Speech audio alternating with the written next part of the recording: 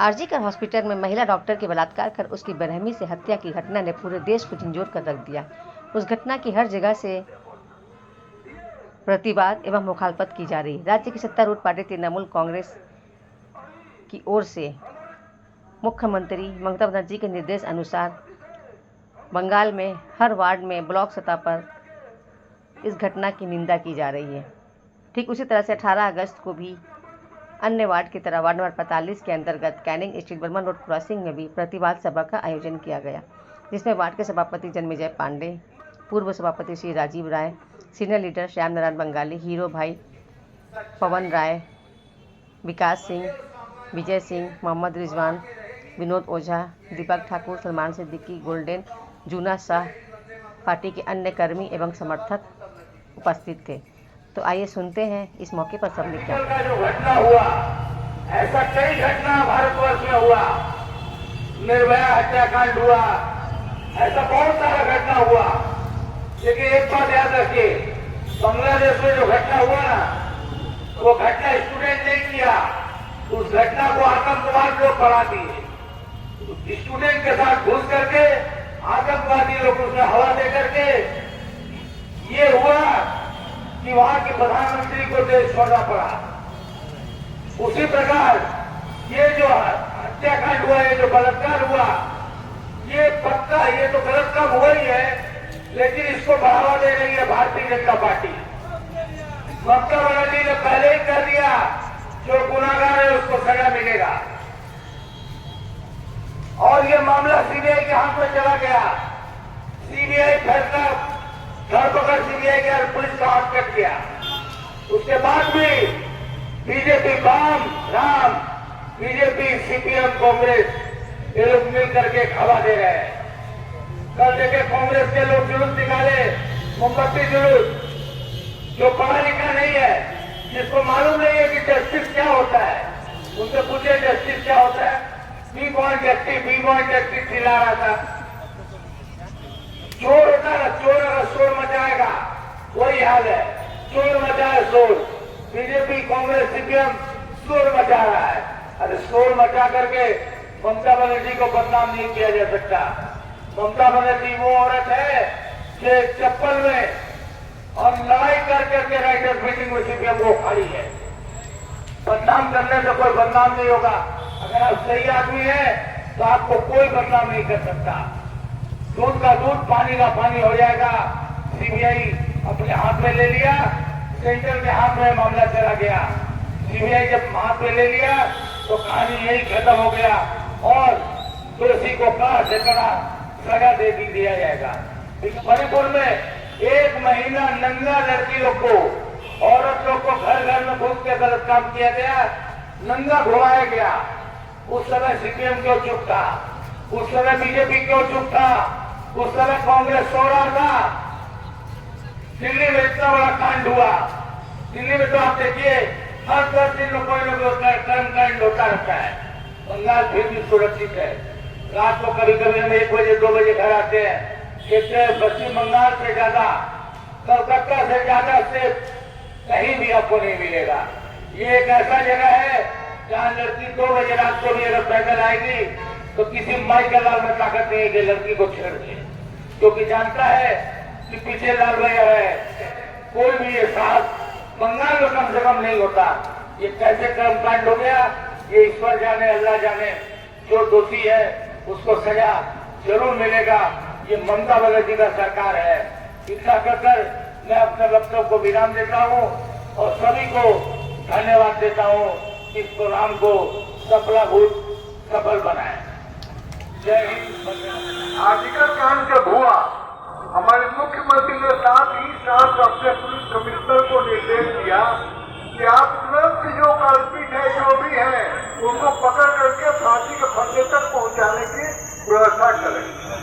हमारी पुलिस अभी 2 दिन काम कर रही थी, हाईकोर्ट में सीबीआई को दे दिया। हम लोगों ने माथा बंद करके सीबीआई को सारा मामले का कागज पत्र, जो भी अरेस्ट व्यक्ति था, उसको हम लोगों ने सीबीआई को दे दिया।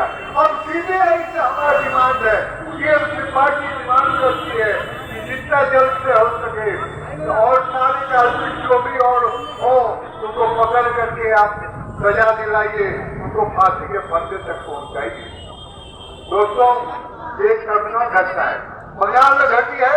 सत्तारूढ़ पार्टी उसको कंडेम कर रही है, सत्तारूढ़ पार्टी उसका विरोध कर रही है।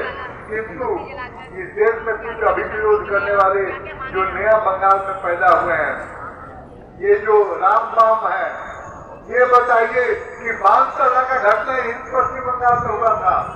इसी पश्चिम बंगाल में बांसवाड़ा का घटना हुआ था, यहाँ पर पिंटू पहाड़ में एक औरत का गहलो हरण किया गया और उसका कोई वामपंथ का कैंडिडेट या सरकार कोई कदम नहीं उठाई। यहीं पर कॉन्फ्रेंस के राज्य में साईबारी कांड हुआ था, यहाँ पर एक माँ को बेटे के खून से लगा हुआ भात खाने को दिया गया था। दोस्तों, उन्नाव की घटना आप लोग कब से सुनते हैं, इनके नेता पकड़े लेकिन कुछ नहीं हुआ, कुछ नहीं हुआ। वो लड़की को मार दिया गया, उसके बाद में उसको जला भी दिया गया, उनके गार्जियन को नहीं बुलाया गया। मेरा नमस्कार। वार्ड 45 तृणमूल कांग्रेस कमेटी के द्वारा आज ये धरना मंच का यहाँ पर आयोजित किया गया है, जिसमें हम सभी लोग जो बंगाल में कुछ दिनों पहले एक बहुत बड़ा बंगाल ने एक बहुत बड़ा घटना का रूप देखा, उसके विरोध में हम लोग यहाँ पर उपस्थित हुए हैं। मैं अपनी बात इस वक्ता की शुरुआत इसी से करना चाहूंगा कि सुनो द्रौपदी, अब शस्त्र उठा लो, क्योंकि कोई गोविंद अब आपकी लाज को बचाने आने वाला नहीं। आपको स्वयं लड़ना होगा, आपको स्वयं लड़ना होगा, आपको हर पल लड़ना पड़ता है, हर पल लड़ना पड़ेगा आपको। हर जगह जगह जहां से आप गुजरती हैं, लोगों की नजरें आपको नोचती है। बलात्कार का अर्थ केवल ये नहीं होता कि उसके शरीर के साथ बलात्कार किया जाए, बलात्कार का दूसरा अर्थ ये भी होता है कि लोग जिस तरह से उसको देखते हैं, जिस तरह से उनको टीच करते हैं, जिस तरह से उन पर बयानबाजी करते हैं, कमेंट करते हैं, वो भी एक तरह का बलात्कार ही होता है। तो हमारी माताएं, बहनें, छोटी छोटी बच्चियां रास्ते में चलते वक्त इस तरह के चीजों का सामना हमेशा करती है।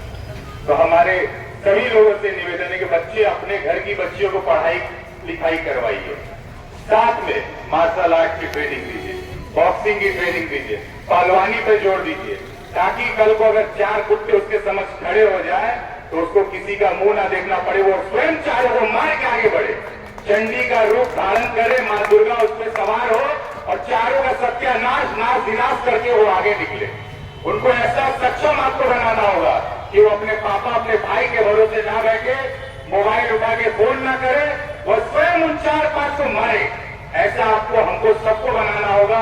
समय की यही मांग है, क्योंकि भेड़िए और कुत्ते हर जगह, हर लोगों के वेश में तरह तरह जगह पे घूम रहे। कोई नहीं जानता कि हम में से, आप में से कौन ऐसा कृत्य ना करे, किसके मन में क्या बात चल रही है, कोई नहीं जानता। आज के युग में लोग अपने पड़ोसी पे परेशान है, लोग बाहर निकल रहे वहां परेशान है। किसको भरोसा कि मेरा घर में रहने वाला, मेरे पड़ोस में रहने वाला व्यक्ति हमारी बच्ची के साथ कोई गलत कार्य ना करेगा। तो किसी पे भरोसा ना करे। समय की मांग है, अपने बच्चों को आप शारीरिक रूप से इतना बलवान बनाइए और मानसिक रूप से इतना बलवान बनाइए कि वो किसी पे निर्भर ना रहे, वो स्वयं आत्मनिर्भर बने, वो मारे, समय आए तो मार के गिरा के आगे बढ़े। यही बात है, आने वाले दिनों में इस पे गौर किया जाए। कल भी वार्ड 45 से प्रतिवाद मिছিল निकाली गई और आज यहाँ पे कैनिंग स्ट्रीट में प्रतिवाद सभा।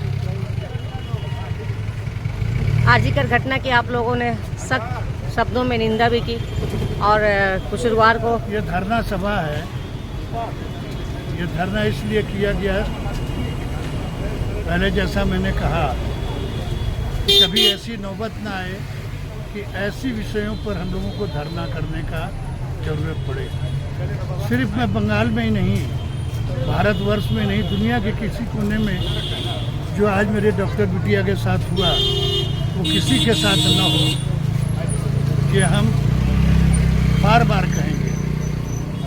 और धरना तो इसलिए किया जा रहा है कि उस अपराधी को एक ऐसी सज़ा दी जाए जिस सज़ा को देखकर दूसरे किसी को कोई भी ऐसा जघन्य अपराध करने की हिम्मत न जुटा सके। और इसको आखिर में ये कहते हुए जितनी जल्दी से जल्दी इस केस का निपटारा करके दोषी सारे व्यक्तियों को कड़ी से कड़ी सजा जो हमारे संविधान में हो, सजाए मौत, इससे कम कुछ नहीं होना चाहिए। आज की सभा के माध्यम से आप क्या पैगाम देंगे हम लोगों ये को? सभा में भी हम लोगों का धरना था। इस धरना के माध्यम से हमने उस घटना का प्रतिकार किया है और सीबीआई से मांग किया है कि जल्द से जल्द अपराधियों को पकड़ करके फांसी के फंदे तक पहुंचाए।